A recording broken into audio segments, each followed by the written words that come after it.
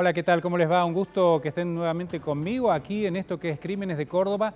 En esta ocasión, como lo hemos venido tratando en varias ocasiones ya, vamos a tratar un femicidio, pero no cualquier femicidio. Va a ser un femicidio de una mujer trans, es decir, la maté porque era mujer. Es el título que le hemos dado nosotros en esta ocasión al femicidio de Azul Montoro. Hace poco se ha cumplido un año del juicio que fue el primero en la historia de Córdoba, judicial cordobesa, en sancionarse con prisión perpetua al femicida de Azul Montoro, una chica trans, un crimen de odio, un crimen por su condición de mujer. Vamos a tener en este programa la palabra de muchos de los protagonistas de esta saga judicial, de toda la gesta que fue para llegar a esta condena, con un invitado, por supuesto, pero vamos a ir primero con el primer informe de este programa, La maté porque era mujer.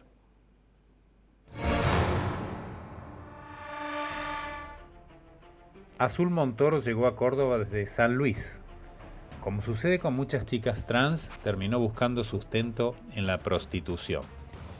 Ella estaba en la zona roja de Humberto I y quienes la conocían dicen que era la más linda y que cobraba caro. En su camino se cruzó Fabián Casiva, un joven marginal de barrio Villa del Libertador, con adicciones y denuncias de violencia hacia su madre y su hermana. Las reconstrucciones de lo que pasó aquella madrugada del 18 de octubre de 2017 indican que Casiva llegó con su moto, habló con varias travestis y finalmente arregló con Azul. Llegaron al departamento que le prestaba su amiga Lara Godoy en Rincón 141 y allí se produjo lo inexplicable. Se presume que discutieron por el dinero porque ella, antes de quitarse la ropa, pidió que él pagara. Pero Casiva la había engañado y se violentó porque ella se negó a tener relación con él. La reacción de Casiva fue violenta y desmesurada. Su odio de género se manifestó en la cara de Azul, la cortó en el rostro y además le asestó 18 puñaladas por todo el cuerpo. También le cortó una oreja a la perra. Luego robó el teléfono de Azul y salió sin inmutarse para subirse a la moto y huir. Poco después llegó a su casa y comenzó a planear su coartada. Le dijo a su hermana que había hecho algo malo, pero que iba a argumentar que había estado fuera de sí por sus problemas psiquiátricos. Casiva manejaba la situación con total premeditación. Quería justificarse que tenía antecedentes de psicosis porque le habían dado ese diagnóstico las veces que había golpeado nada menos que a su madre y a su hermana. Así llegó Casiva a la justicia. Un peritaje oficial lo declaró inimputable porque, decían, no comprendía ni dirigía sus actos. Pero el fiscal Guillermo González no se conformó con eso. Respondiendo a los peritos de control de la querella, solicitó otro peritaje y Casiva fue declarado imputable. Allí se determinó que era un simulador y que había sido consciente de lo que hizo antes, durante y después del crimen. Parece ser que Casiva creía que tenía un salvoconducto por estos diagnósticos de psicosis. Hubo una lucha en esta instrucción de las partes para conseguir la imputabilidad frente a aquella inimputabilidad que habían dado primero otros peritos.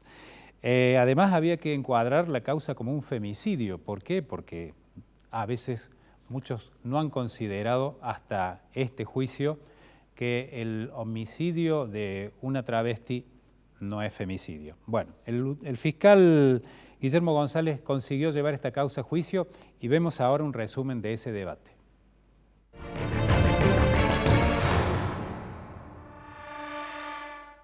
Declarar por unanimidad a Fabián Alejandro Casiva, autor responsable de los delitos de homicidio calificado por mediar violencia de género, e imponerle la pena de prisión perpetua. La Cámara Novena del Crimen, con jurados populares, dictó la prisión perpetua para Casiva el 22 de agosto de 2019, en lo que fue un fallo histórico al considerarse que era un crimen de género. El fiscal de Cámara, Gustavo Arocena, explicó el logro. Sí, es un hecho sin precedentes porque, como decíamos, había varias cuestiones a discutir. La principal era esta, ¿no? Ver si en el caso de estos colectivos trans, cuando son víctimas de hechos de homicidio, pueden ser calificados a tenor de la figura del femicidio, y el tribunal, como escucharon por unanimidad, lo ha entendido así. El querellante particular, Tomás Aramayo, celebró el objetivo alcanzado. Logramos justicia, creo que la decisión del tribunal ha sido muy buena en muchos sentidos, porque creo que se ha valorado toda la prueba correctamente y hemos hecho historia, ¿no? Creo que la calificación legal que se propuso desde el origen con nuestro fiscal instructor, que fue el doctor González, y que tomó la decisión de que... O sea, se considera femicidio. Exactamente, es femicidio, y que lo sostuvo bien el fiscal de Cámara, así que creo que hemos hecho historia. Historia por Azul y que sirva para que valga la pena, lamentablemente.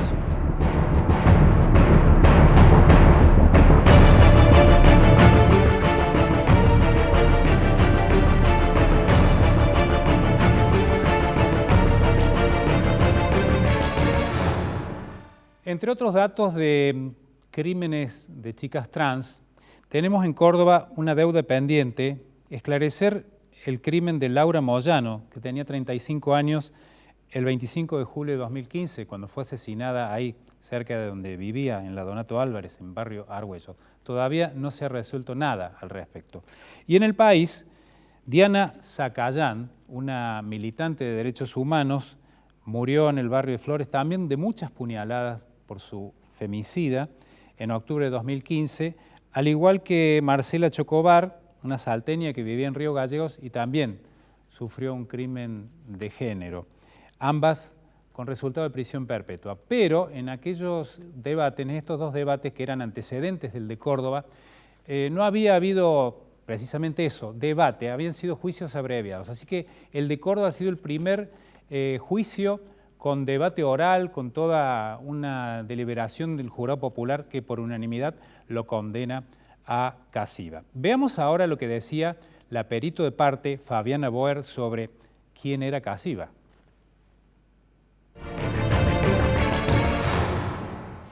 Nuestra tarea pericial consistió, luego de una disidencia que se había planteado en pericias anteriores, es ahí cuando la querella y la familia de Azul deciden la participación de peritos de control para poder observar nuevamente en una tarea pericial de abordaje interdisciplinario las características y patologías del imputado.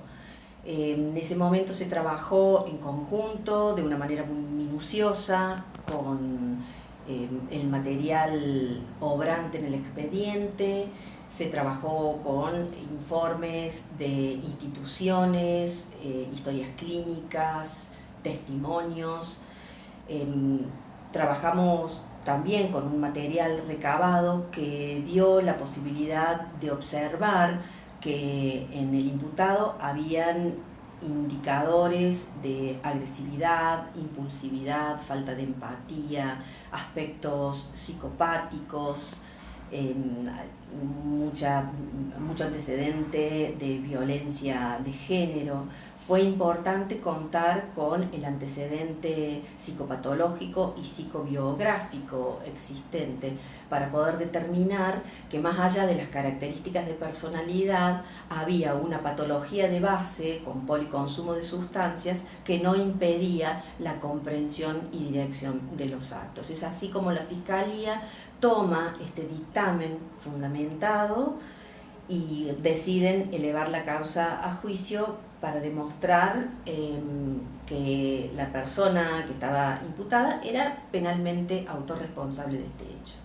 A lo largo de todas las entrevistas pudimos encontrar elementos de simulación, y de los informes del Hospital Aurelio Crespo habían determinado la existencia de elementos simulatorios. También se informó que no estaba en condiciones de continuar internado, así que ahí se produjo la externación. Pero sí, elementos de simulación fue una de las características principales a lo largo de todas las entrevistas periciales.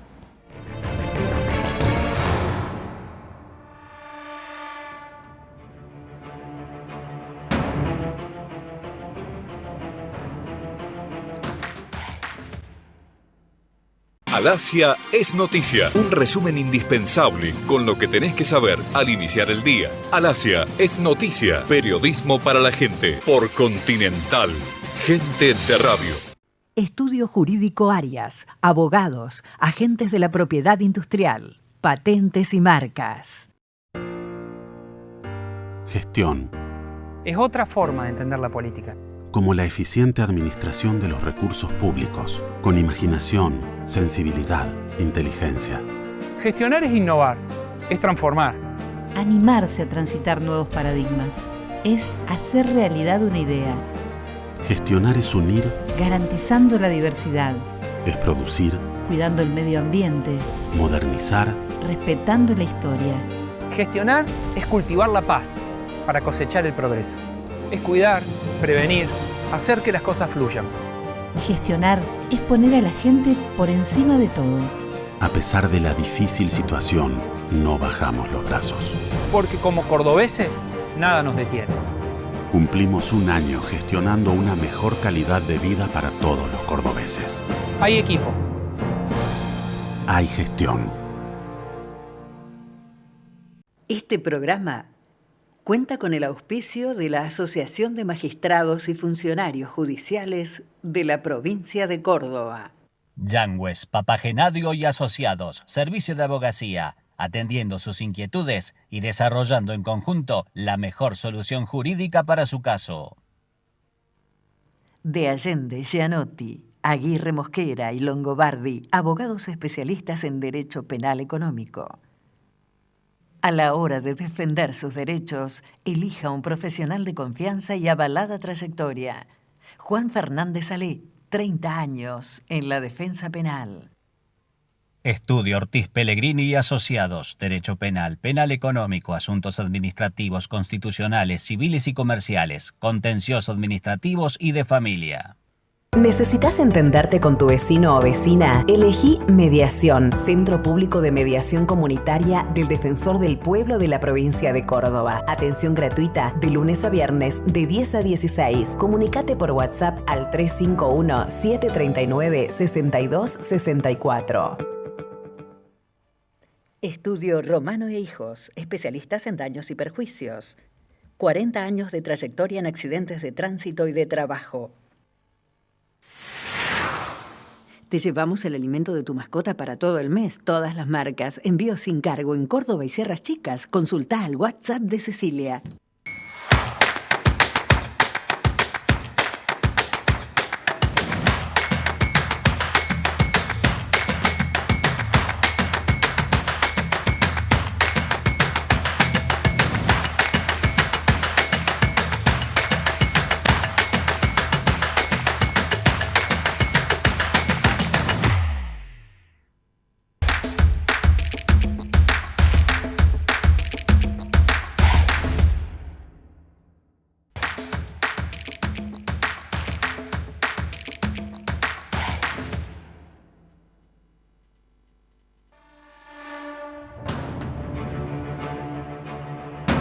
Batalló para conseguir la imputabilidad de quien tenía un certificado que decía que no comprendía ni manejaba sus actos, fue el querellante por los papás de Azul, Tomás Aramayo, el abogado que luchó hasta que consiguió, aún en debate, esta sentencia condenatoria. Lo vemos.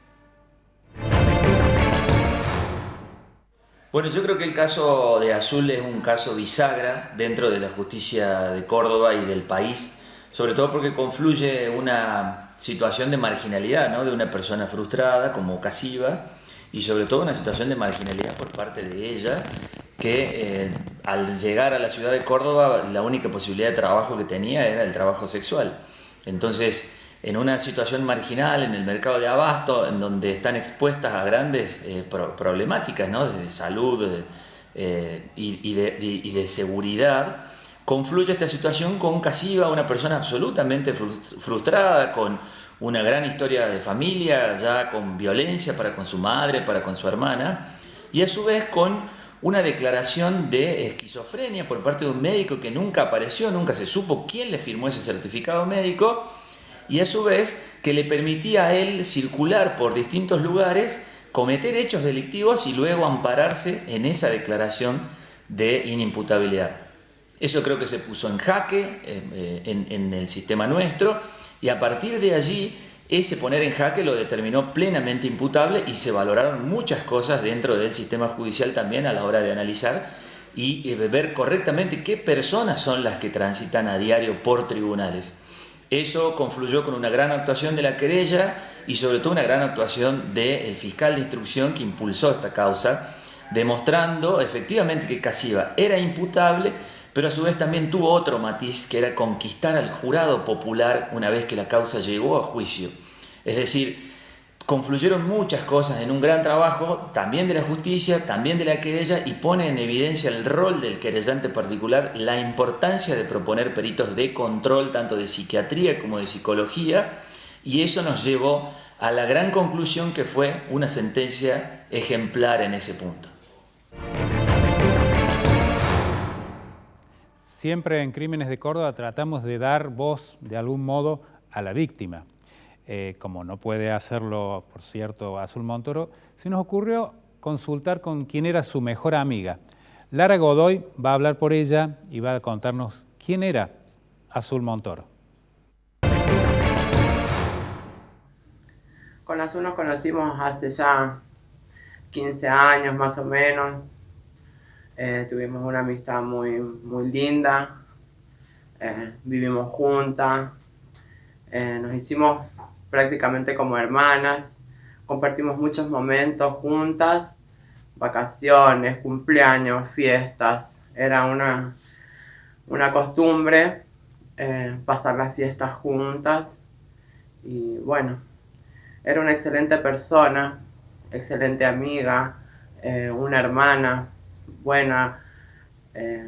Tenía muchas metas por seguir, muchas metas por cumplir. Quería terminar sus estudios. Ella ayudaba mucho a su familia y a sus pares, nos ayudaba también a todas. En fin, una buena hermana, amiga, compañera, se la extraña mucho. Y nada, bueno.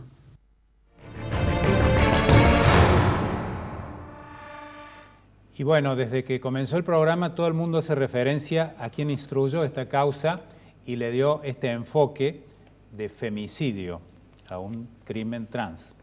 Estamos nada más ni nada menos que con el fiscal de la causa, el fiscal instructor Guillermo González. ¿Cómo estás, Guillermo? Hola, Francisco, ¿qué tal? Gracias por venir, gracias por, en plena pandemia, llegarse hasta Canal C.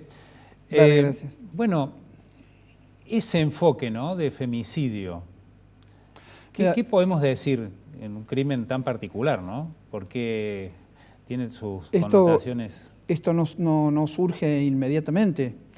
Yo no tenía dudas cuando apenas arranca todo, en esas horas terribles, esas primeras horas, que se trataba de una mujer. En cuanto averiguamos quién era la víctima, sabíamos que era una mujer, porque así se autopercibía. Incluso ya tenía un documento expedido por el registro civil como mujer.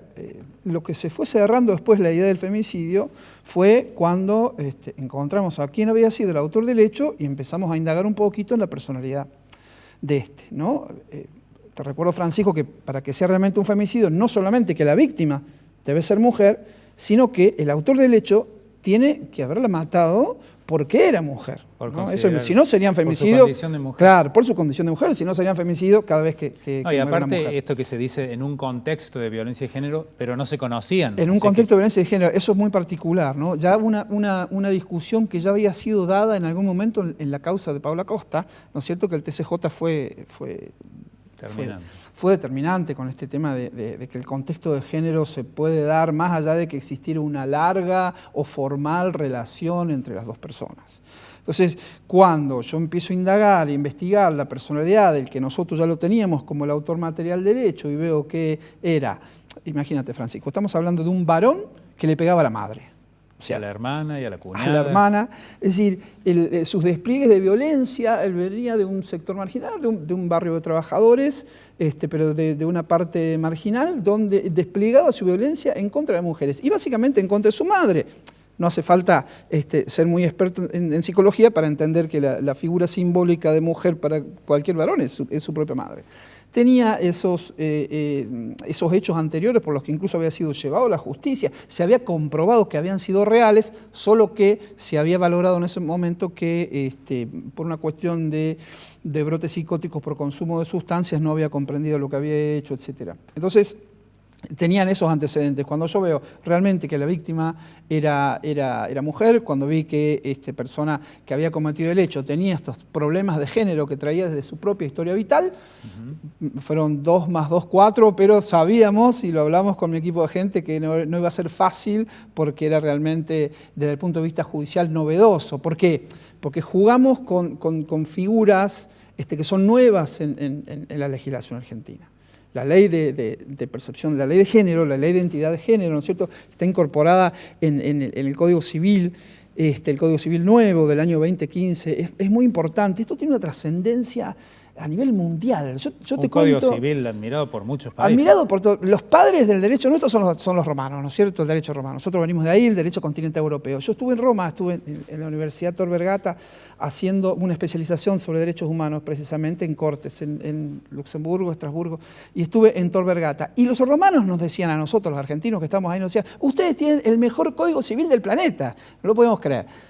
Hablaban de varios institutos y básicamente hablaban de la ley de identidad de género y la ley de matrimonio igualitario, como de mayor avanzada, ¿no? Entonces, estas sentencias están incorporando estas figuras nuevas, son realmente nuevas para el derecho. Y el femicidio, si bien es algo que pareciera como más conocido, acá hay una combinación, ¿no? La mirada civil de la víctima, la mirada penal desde el victimario, y bueno, y terminamos esto. No era fácil, pero así como lo entendimos nosotros, lo entendió el juez de garantías, lo entendió la Cámara de Acusación y lo entendió finalmente el tribunal donde se hace el juicio. O sea, quedó definido el tema de la imputabilidad, no quedó duda, el jurado popular por unanimidad halló... Sí, la imputabilidad tuvo otro, esto es la consideración, lo que decíamos recién, Francisco, es la consideración jurídica. La imputabilidad tuvo idas y vueltas porque en estos precedentes que tenía él había sido declarado inimputable. Si bien es totalmente, puede decirse que una persona, mejor dicho, puede decirse, debemos decir legalmente, cada hecho que se le acusa a una persona, ver si en ese hecho, ¿no es cierto?, realmente comprendió o no comprendió lo que hacía. Acto, claro. No, claro, salvo algunos casos muy particulares de algún tipo de categoría nosológica, digamos a nivel de enfermedad, no este tipo de psicosis, sino algo más profundo que digamos, no, realmente esta persona no tiene ningún tipo de posibilidad de cometer algo o de comprender algo de lo que está haciendo. Salvo en esos casos, en este tipo de hechos más fronterizos, hay que ver en cada caso si comprendió o no comprendió. Nosotros sabíamos y respetábamos esos dictámenes anteriores, pero a mí la impresión que me dio cuando yo veo que Casiva llega, habla con distintas chicas trans, discute el precio, se fija, elige a la más linda, porque Azul era la más linda, se va con ella. Después, en ese momento, ahí adentro, sí, claramente hace un despliegue inusitado de violencia, 18 puñaladas, una cosa espantosa. En el momento que termina de hacer eso, sale, se acomoda, se va en la moto, subrepticiamente, vuelve a la casa, dice, reconoce que había hecho algo, pero que iba a tratar de eludir la responsabilidad, se hace lavar la ropa completamente manchada en sangre, esconde la moto y se toma un auto de alquiler para ir hasta inmediaciones del hospital neuropsiquiátrico, donde terminamos nosotros con un muy buen trabajo de la policía. Lo encontramos en ese lugar y se lo detiene. Guillermo, hay otra dimensión del caso que es la social.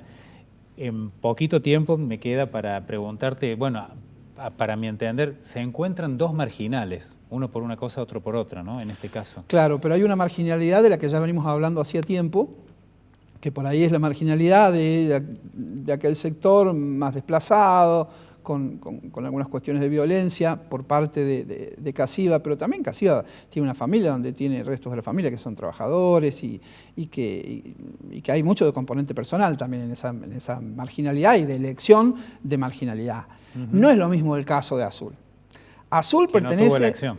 No, claro, no tiene la oportunidad, porque Azul pertenece a un colectivo que nosotros, yo te soy totalmente sincero, yo empiezo a conocer todo esto a partir de esta causa, a través del trabajo. Hay un trabajo muy bueno que he hecho acá, hay una persona que no se ha nombrado todavía, que se llama Alejandro Escudero Salamá, que es un colega, abogado, que trabaja en el Ministerio de Justicia y que trabaja con estos colectivos, está en la Dirección de Recursos Humanos, en la parte de diversidad, y él es el que me acerca un poco a esta gente, nos acerca para que nos podamos conocer. Aparte de ahí trabajamos mucho con la familia y pudimos entender muchas cosas. Entré en un mundo que la verdad yo no conocía. Esta gente, no ha sido el caso de Azul, pero habitualmente son expulsados de la casa a los 13 años. La propia familia lo expulsa de la casa a los 13 años. Y tienen, escucha este número, Francisco, una expectativa de vida de 35 años. Las personas trans tienen una expectativa de vida de 35 años. Ahora estamos luchando por este tema de las leyes de cupos laborales trans y también por una ley integral trans, porque también tienen muchos problemas para acceder al sistema de justicia, al sistema educativo y al sistema de salud. Bueno, podríamos hablar muchísimo más, por cierto. Gracias por venir, Guillermo. No, gracias, Francisco, por favor. Vamos rápido a una pausa y ya vamos con las conclusiones del programa.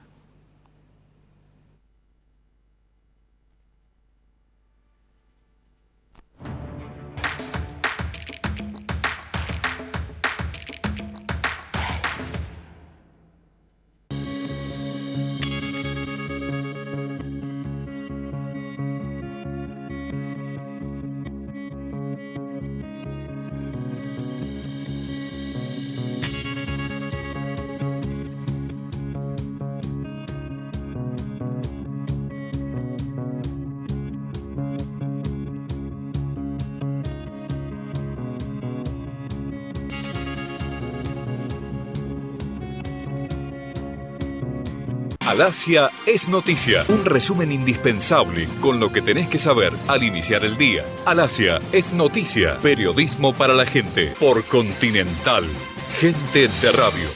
Estudio Jurídico Arias, abogados, agentes de la propiedad industrial, patentes y marcas. Gestión. Es otra forma de entender la política. Como la eficiente administración de los recursos públicos, con imaginación, sensibilidad, inteligencia. Gestionar es innovar, es transformar. Animarse a transitar nuevos paradigmas. Es hacer realidad una idea. Gestionar es unir, garantizando la diversidad. Es producir, cuidando el medio ambiente. Modernizar, respetando la historia. Gestionar es cultivar la paz para cosechar el progreso. Es cuidar, prevenir, hacer que las cosas fluyan. Gestionar es poner a la gente por encima de todo. A pesar de la difícil situación, no bajamos los brazos. Porque como cordobeses, nada nos detiene. Cumplimos un año gestionando una mejor calidad de vida para todos los cordobeses. Hay equipo. Hay gestión. Este programa cuenta con el auspicio de la Asociación de Magistrados y Funcionarios Judiciales de la provincia de Córdoba. Yangües, Papagenadio y Asociados, servicio de abogacía, atendiendo sus inquietudes y desarrollando en conjunto la mejor solución jurídica para su caso. De Allende, Gianotti, Aguirre Mosquera y Longobardi, abogados especialistas en Derecho Penal Económico. A la hora de defender sus derechos, elija un profesional de confianza y avalada trayectoria. Juan Fernández Salé, 30 años en la defensa penal. Estudio Ortiz Pellegrini y Asociados, Derecho Penal, Penal Económico, Asuntos Administrativos, Constitucionales, Civiles y Comerciales, Contencioso Administrativos y de Familia. ¿Necesitas entenderte con tu vecino o vecina? Elegí Mediación, Centro Público de Mediación Comunitaria del Defensor del Pueblo de la provincia de Córdoba. Atención gratuita de lunes a viernes de 10 a 16. Comunicate por WhatsApp al 351-739-6264. Estudio Romano e Hijos, especialistas en daños y perjuicios. 40 años de trayectoria en accidentes de tránsito y de trabajo. Te llevamos el alimento de tu mascota para todo el mes, todas las marcas. Envío sin cargo en Córdoba y Sierras Chicas. Consulta al WhatsApp de Cecilia.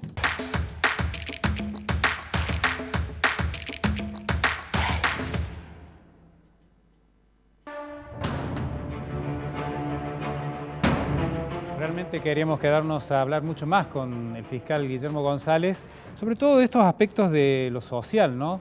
De la corta vida de los transexuales, de la discriminación que sufren, de la marginalidad que los obliga muchas veces a ejercer la prostitución y entrar en esos peligros.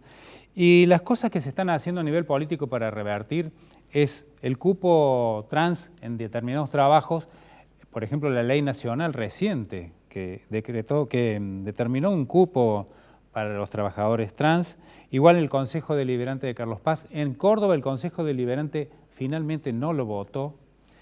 En la Cámara de Diputados de la Nación hay alguna actividad similar en la Cámara de Senadores y en algunas empresas. Nos vamos a despedir. Acordate, si sos víctima de violencia de género, llama al 144. Y si conoces a alguien que la sufre a la violencia de género, denuncia. Bueno, hemos llegado al final de este programa. Espero que les haya gustado. Nos encontramos en la próxima. Muchas gracias.